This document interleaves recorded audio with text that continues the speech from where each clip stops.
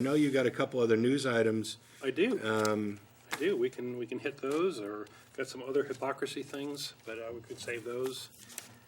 No shortage of those. Whichever one you want to do is fine with me. Here's a fun one for Austin. Oh wait, let me do something. Okay, go ahead. There's a post on Possum Mama's blog. Some of you are going to be familiar with it. There's a link, of course, from the Atheist Experience blog, which Martin and Russell and Tracy have been active on. Martin Wagner put that together. It's atheistexperience.blogspot.com. There's a new post.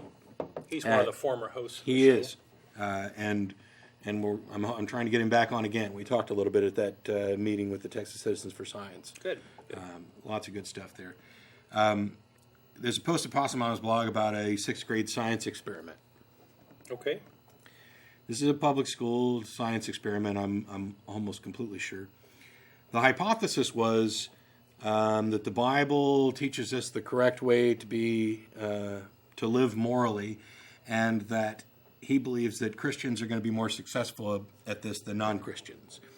So his test methodology was... Is the teacher doing this? No, a student. Okay. Student got to pick their own project and create it. So his test methodology was to create a list of 20 questions and evaluate people's answers and ask them, of course, if they're a Christian or not, and evaluate their answers and give them a score. And he set a target of 15. That if they got 15 of them that were consistent with the Christian morality as he described it, that would be the success rate, and he was expecting this of Christians.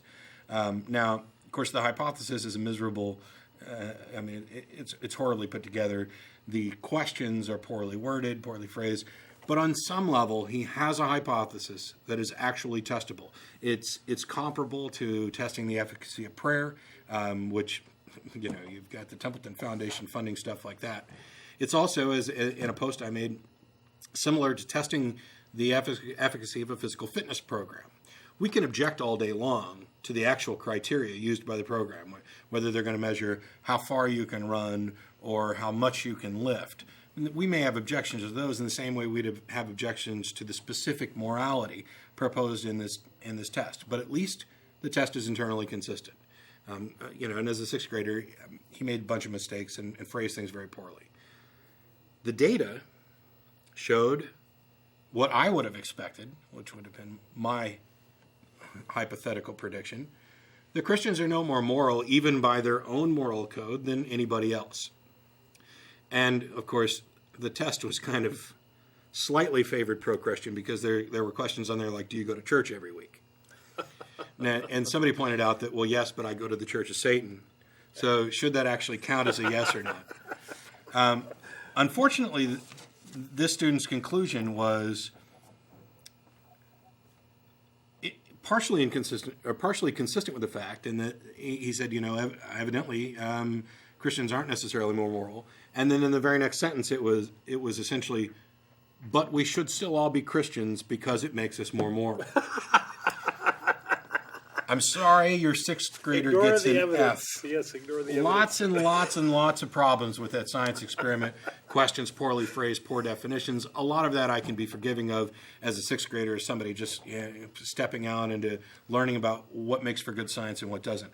But when you have a hypothesis, a test, and your data demonstrates that your hypothesis was correct, you do not then get to form as a conclusion, the data says this, but this is the correct conclusion anyway. It just doesn't work that way, I'm sorry. Not to mention, some of the questions were not particularly biased. Whether or not have you ever killed anybody? Is one of the questions. Well, obviously, Christians and non-Christians alike have a good chance to answer that. Right, most likely the parents wouldn't let their kids around anyone who was a killer, an admitted killer. So there were some people who were objecting to subject matter, that in a public school science class, this is just the wrong kind of experiment anyway. Well, if the kid initiated it himself, I think it's okay. Yeah, I don't. I'd rather this wasn't the subject. I think I'd rather the teacher approve what projects kids are going to do.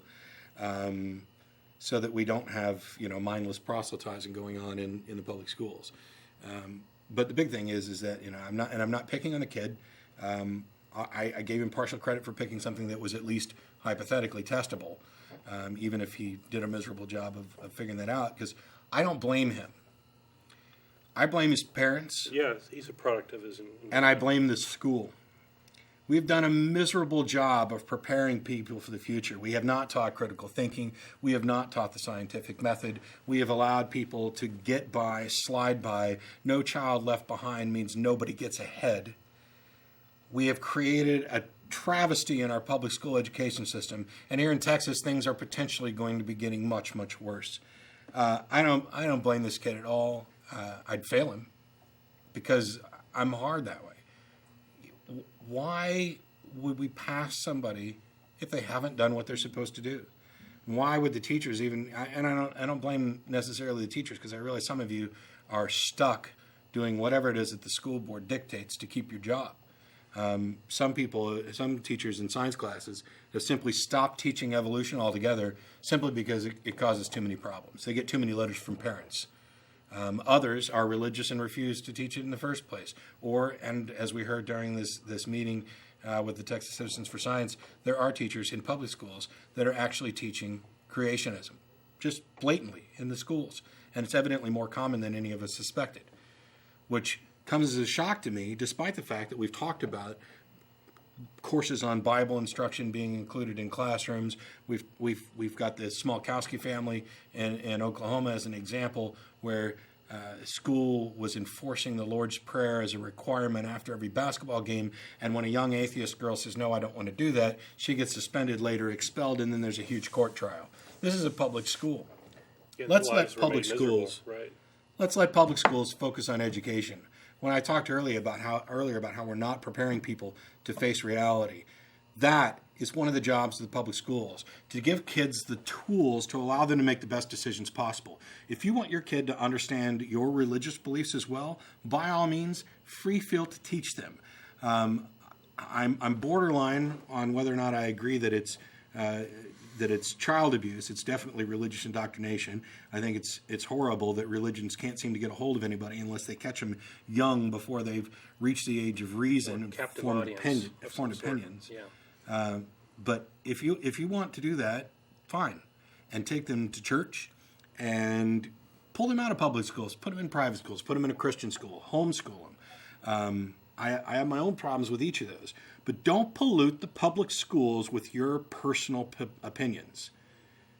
Don't destroy the lives and potential of other students just because you want yours to remain ignorant of science.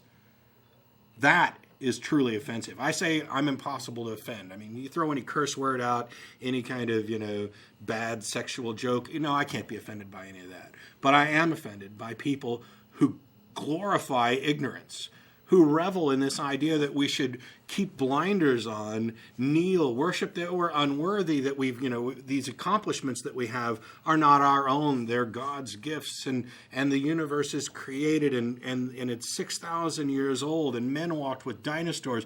Get real! This is insanity. This is the 21st century, and we're once again dealing with 18th, 17th, 15th, and 1st century crap.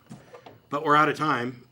So thanks to everybody on the crew. I don't have time to list off all the names. Thanks everybody for tuning in. We'll be back again next week, which I think is Super Bowl Sunday, but we'll be here anyway. Don't forget about the lecture February 3rd at the Austin History Center. Thank you to our callers. Thanks to everybody who called in today. We look forward to seeing you at El Arroyo on 5th Street and next week.